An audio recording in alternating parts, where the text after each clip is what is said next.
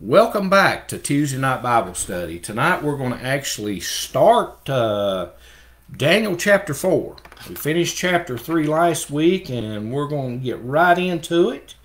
Some good stuff in chapter 4. Real good stuff. Let's get started.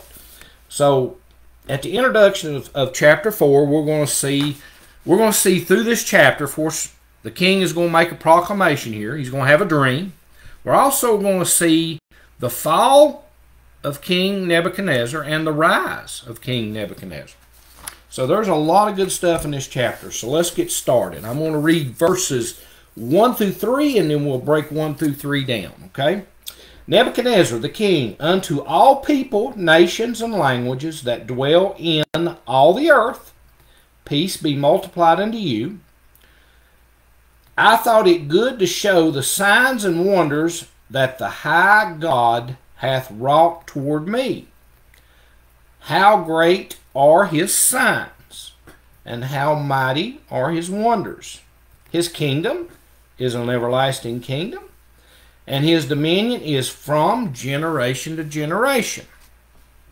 Now, he's making a proclamation, and he's putting it out to his people. Now, it sounds good. It really does. It sounds like he's making that the king has this unique chapter is a testimony of a Gentile king, and how God had changed his heart. But had he really listened to God, and is he really going to be obedient to God? I will say no, and we're going to figure that out why as we get into it. Now, he's declaring here, he's praising the Hebrew God of Daniel. He said, I thought it would be good to declare the signs and wonders of the Most High God and what he's done for me, he said. He says, how great are his signs, how great are his wonders. He says, his kingdom is an everlasting kingdom. He says, his dominion is from generation to generation. So, it sounds good. It sounds like he's really worshiping and praising the God of Abraham, Isaac, and Jacob. Daniel's God. But I think we're going to figure out he's not, and we're going to break that down. He says, I thought it was good to declare. He said the signs and wonders. He said of what this God has done, and he says his kingdom is an everlasting kingdom. In other words, he thinks that, I think he actually believes some of this, but let me say this. I think he believes some of this, but I think he still can't get away from God's plural. Why I say that? Because he worships many gods. It's hard for this king to say there's one God in control of everything. So I think he still conceives that this is the Most High God, but there's other gods that I'll worship also. He's not turned completely to the God of Abraham, Isaac, and Jacob, okay? He is not. He's not turned to our God, I'll say. He said, so how did this king know his kingdom was an everlasting kingdom? Why would he make that comment? Because he's had Daniel and he's had the 3 Hebrews witness and interpret this past dream for him. And these guys has been a witness, a testimony to this king. Now, remember, and I've said it before, as a Christian, my witness is not only by mouth when I witness what the Lord's done in my life, but the way I walk daily, the way I talk, the way I act, people watch that. And can people truly, and I've said this all along, and this is something that we need to search ourselves with as Christians, okay? If you are a Christian, we need to search ourselves and think about this. If we were sitting on trial right now, if we were being accused of being a Christian, and they were getting ready to put me on trial. They've accused me of being a Christian. And if they find me guilty, they're going to prosecute me. Now, this is the great question we need to ask each other. In other words, I need to ask myself this question. Is there enough evidence to prosecute me and find me guilty? Is there enough evidence? In other words, can people see Christ in me, folks? And I think that's what the king saw here. He saw Shadrach, Meshach, and Abednego, and Daniel, or we can say Hananiah, Mishael, and Azariah, and Daniel. Or we can use the Hebrew name. The Hebrew names are Meshach, Hananiah, Mishael, and Azariah, and Daniel is the Hebrew names. Now, the Babylonian names for him is Belshazzar for Daniel, then Shadrach, Meshach, and Abednego. Sometimes I get tongue-tied on that, but that is the names for these individuals. But regardless, they've pulled them out of their culture. They're in a foreign land, yet this king can still see their God in them. And we're going to see that again in chapter 4. There's going to be some more people bring accusations, and this time it's going to be against Daniel. It's not going to be against Hananiah, Mishael, and Azariah. Okay? And we're going to see that. They're going to bring accusations because of their jealousy of these individuals. Now, let's move on. Let's read verses 4 and 5. And only Daniel could explain the dream to the king by his everlasting God. So we're getting ready to hear a new dream. Okay? So let's listen to this. All right, verses 4 and 5. Nebuchadnezzar was at rest in my house and flourishing in my palace. Nebuchadnezzar said, I saw a dream which made me afraid, and the thoughts upon my bed and the visions in my head trouble me. So we really don't know how long in between him praising God and then this dream coming. It could have been the next day. It could have been the next hour. It could have been a couple months. It could have been several months. We don't know. But we know he's going to have another dream. Now, let's look at this. So the king says, I was at rest in my house and I'm flourishing. You know, I'm the king. I'm doing great.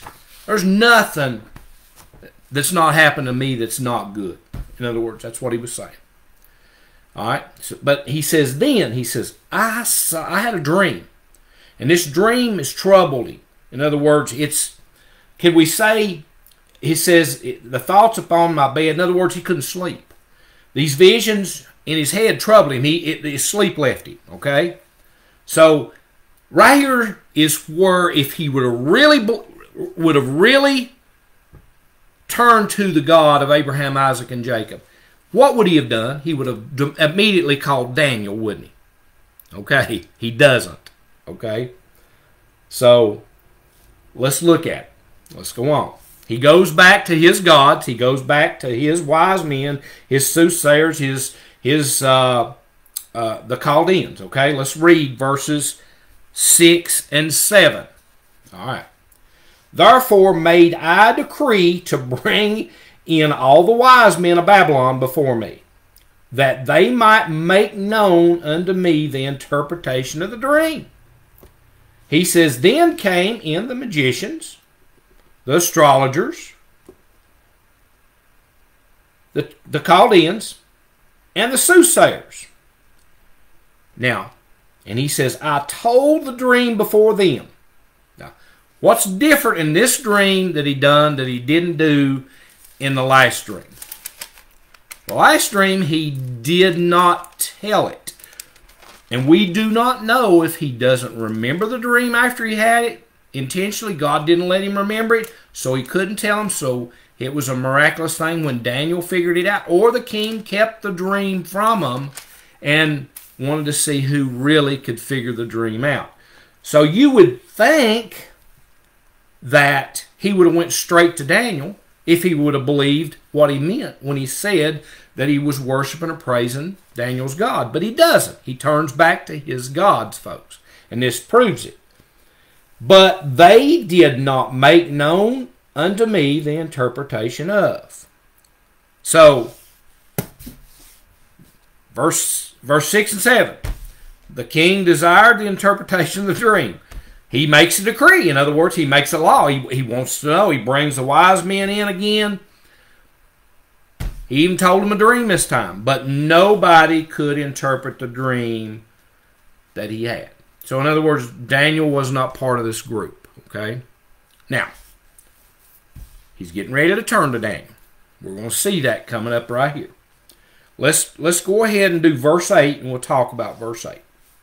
And then I'll try to get through the dream tonight, but I won't get to the interpretation. If I can get that far, we'll be doing great. I'll try to get through half of this chapter tonight. All right, verse 8. The dream is recited back to Daniel. But at the last, Daniel, and pick that up, but at the last. Daniel was the last one he called. Ain't that funny? If he would have truly meant what he said at the first three verses, if he truly was worshiping and praising Daniel's God, wouldn't he have called him straight away? He turned back to his gods, folks. Daniel came in before me, whose name was Belshazzar, according to the name of, listen to this, my God. In other words, this is the king's writing right here. Let me read it again. But at last, Daniel came in before me, whose name was Belshazzar, according to the name of my God. He has not turned away from his false gods, folks. And we're going to see that because God is going to discipline him, and he is going to take his kingdom from him for a pause. Okay? We're going to see that. And in whom is the spirit of the holy gods. What's he saying about Daniel? See, he can't get away from God's plural. In other words, the holy gods are in Daniel. No.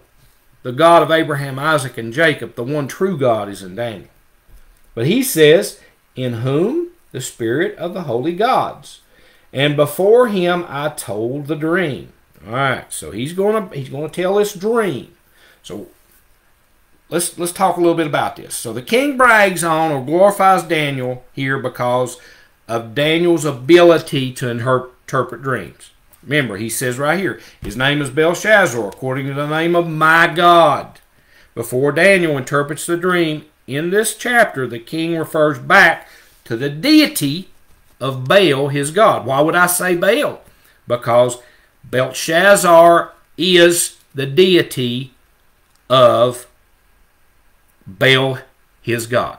He named Daniel. He gave Daniel the Babylonian name Belshazzar, showing he comes from the deity or Baal, his God. Okay, one of his gods.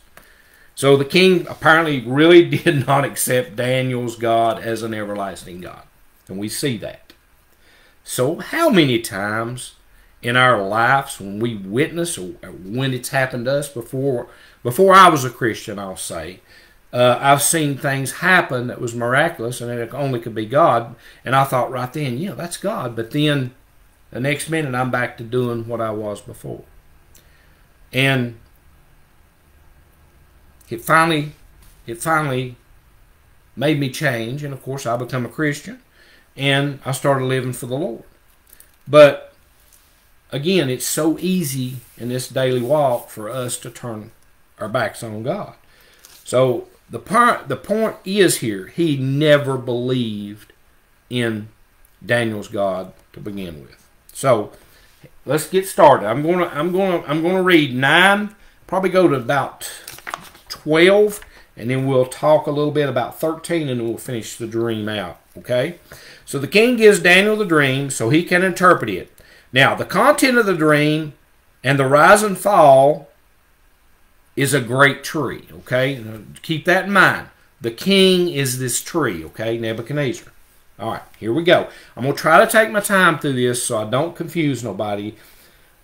Let's start with verse 9.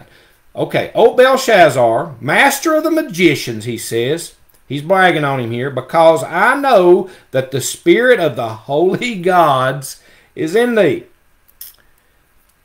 and no secret troubleth thee. Tell me the visions of my dream, that I might have seen, and the interpretation of it, he says. So let's get into this dream. I'm going to do the next couple of verses here, okay? Thus were the visions of my head in my bed, he said. I saw, and behold, a tree in the midst of the earth, and the height thereof was great. The tree grew and was strong, and the height thereof reached unto the heaven, and the sight thereof to no end of all the earth. The leaves thereof were fair, and the fruit thereof was much, and in it was meant for all the beasts of the field, and the shadow and of the field, and the shadow under it, and the fowls of the heaven dwelt in the burrows of the branches, and all flesh was fed from it. Now, he starts out and he says, and let's break this what I've read. He says, there's a tree in the midst of the earth, in the middle of the earth, standing there. He says its height is great and high. The tree grew and become very strong. It even grew so high it reached the heavens, he said. He said the tree could be seen to the end of the earth. He says its leaves were lovely, its fruits abundant, and in it was food for all. Anyone could eat from it. He said even the beasts of the field, they found shade under it. He said the birds of heaven dwelt in the branches of it. And he says all flesh was fed from it. Now, I'm going to pause because I really, really want to pick out verse 13, and then we'll finish this dream, folks. And then, like I said, next Tuesday night, don't miss it. We will actually break this dream down, okay? Verse 13, and I saw in the visions of my head upon my bed, and behold, a watcher and a holy one came down from heaven. What in the world is that? So he says, I saw in my visions a watcher and a holy one coming down from heaven. And he cried aloud and said, all right, this watcher is going to be an angel. Okay, he's an holy one. He's an angel. Okay, and this angel is going to carry out God's judgment. He's trying to warn the king here. He's the first part of this dream. I'm like I said, I'm going to break it. We'll break it down next week, but I want you to keep in mind the first part of this dream is the king. It's him, okay? It's his kingdom. All right, it's him and his kingdom. Now, he's telling him here there's going to be a watcher. In other words, there's this. He sees a watcher. It was an angel, okay? He says he's a holy one. He knows he's holy, but he's a watcher. And he is going to carry out God's judgment on this king, okay? So that's very important that I actually put that out there, because an angel does carry out God's judgments. There's one angel back in a war, and I don't have the scripture on it right now, but he killed, with the movement of his arm, he killed 185,000 men. Okay, so an angel will carry out God's judgment. Remember, he will carry out God's judgment. The angel doesn't do it on his own, but we're going to see that. When he says here, and he cried aloud, and I'm getting ready to read the rest of this dream. In other words, he's getting ready to show the king what's going to happen if he doesn't listen. Okay? He's warning the king, guys. Okay? Verse 14. Let's go on. And he cried aloud and said thus, hew down the tree, cut off the branches, shake off its leaves, and scatter its fruit. Let the beasts get away from under it, and the fowls from its branches. In other words, shake it and make these beasts leave. Make these fowls leave, because you're going to hew it down. But this is very important right here coming up. Verse 15. Very important. Nevertheless, leave the stump. Remember that right there. Leave the stump. Okay? Of its roots in the earth, even with a band of iron and brass in the tender grass of the field, and let it be wet with the dew of heaven, and let his portion be with the beasts in the grass of the earth. Remember, it says he is, okay, or he. Now, let's go on. Finish this out. Let his heart be changed from man's, and let a beast's heart be given unto him. It's a person, remember that. And let 7 times pass over him. Verse 17. This matter is by the decree of the watchers. In other words, God's give his decree. Now the watcher's going to carry it out. Just like the king would give his decree and the people would carry it out. God's saying, okay, I'm going to give a decree now, and my angels are going to carry this out.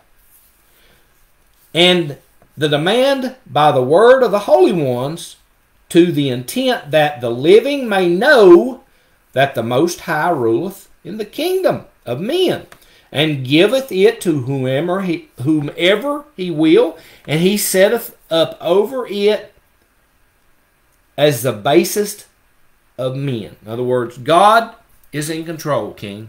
He sets people in power, and he pulls people out of power. And sometimes I think we need to remember that when we're worrying about who's going to be the next leader, the next president. Trust me, God is in control, and it's going to follow his plan, whatever it is. It doesn't stop us from praying and trying our best to get a certain individual in office. But the point of the matter is, God is in control. He sets kings in place. He removes kings, just like he sets presidents in place, and he removes them. Folks, God is in complete control, okay? And that's what he's telling Nebuchadnezzar here. I'm in control, not you. All right. This dream I, King Nebuchadnezzar, have seen. Now thou, O Belshazzar, declare the interpretation thereof, for so much as the wise men of my kingdom are not able to make known unto me the interpretation. Wow. This is his second time trying to figure that one out. But thou art able, for the spirit of the holy gods is in thee. Gods plural again. All right. Now, remember, I said the judgment was going to fall. So he says right here, he says, chop down the tree and its branches. He says, strip off the leaves and scatter its fruit. Let the beasts get out from under it and the birds from its branches. Bound with a band of iron and bronze. He says, in the tender grass of the field, let it be wet with the dew of heaven. Let him graze, or excuse me, let him be wet with the dew of heaven, and let him graze with the beasts on the grass of the earth. Let his heart be changed from a man to a heart of a beast. He says, and let 7 times pass over him. He says, this decision is by the decree of the watchers, and the sentence by the word of the holy ones, in order that the living may know. This is why God, he tells him, this is why God has declared this decree, and the angels are going to carry it out. He says, so the living may know that the Most High rules in the kingdom of men. In other words, King, you're not it. I'm it, God says. Gives it, he says he gives the kingdoms to who he wants.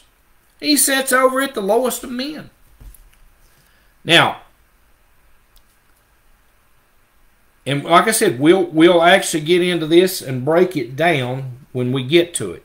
But remember, he's a tree in the middle of the earth, and the tree is the king's dream. Remember, it's noted for its size, its strength, its prominence, its beauty, its fruit, and its shelter. He cried aloud and said, a watcher, an angel, explained the fate of the tree. He noted that the tree was chopped down, and it would lose its size, it would lose its strength, its prominence, its beauty, its fruit, and its shelter. He also said that the tree represented a man that would lose his heart and be given a heart of a beast. He says it's going to be bound with a band of iron and bronze. In other words, the tree will no longer be free and great. And like I said, we will actually break all this down in order that the living may know that the Most High rules the kingdom of earth. In other words, the king heard these words in his dream, and the dream wasn't hard to interpret, really. The king clearly dealt, the dream, clearly dealt with the humbling of a great king. Think about it though, like most kings or rulers, ancient and modern today, men like these wanted to rule the world instead of God. They loved the power. And they soon forget what the power of God is. Now, let's go over verse 18, and I will close out tonight, and we'll pick back up next Tuesday night at verse 19. So the king here asked Daniel, he says, will you interpret the dream for me? He says, I know you, Daniel. He says, I know you could give me an honest answer, even when the truth was hard to hear. He knew Daniel wasn't going to lie because of his God he served. He knew Daniel by the fruits Daniel bore. In other words, his walk and his talk and his action. He says, you were able, for the Spirit of the Holy God is in you. The king knew that Daniel, as well as Hananiah, Mishael, and Azariah, would die for their beliefs of their God. He knew that. He knew for a fact. Was not Daniel's life put on the line when he went in to interpret the dream? When he went in there and told the king what the king probably didn't want to hear? Also, last chapter we seen how Hananiah, Mishael, and Azariah, they were thrown in a fiery furnace for their beliefs, but yet God spared them. So the king knew these individuals would tell him the truth because they wasn't afraid to die for their Lord. Guys, that'll actually wrap us up, and we will actually pick back up at verse 19 next Tuesday night. And guys, make sure you tune in next Tuesday so we can go through this dream. There's some real good stuff in this, guys. Again, I want to thank everyone for joining in. Please like and share so God's Word gets out. And everyone, please have a wonderful, blessed Tuesday night. And Lord's will, I'll be back on here and see you guys again next Tuesday. Good night.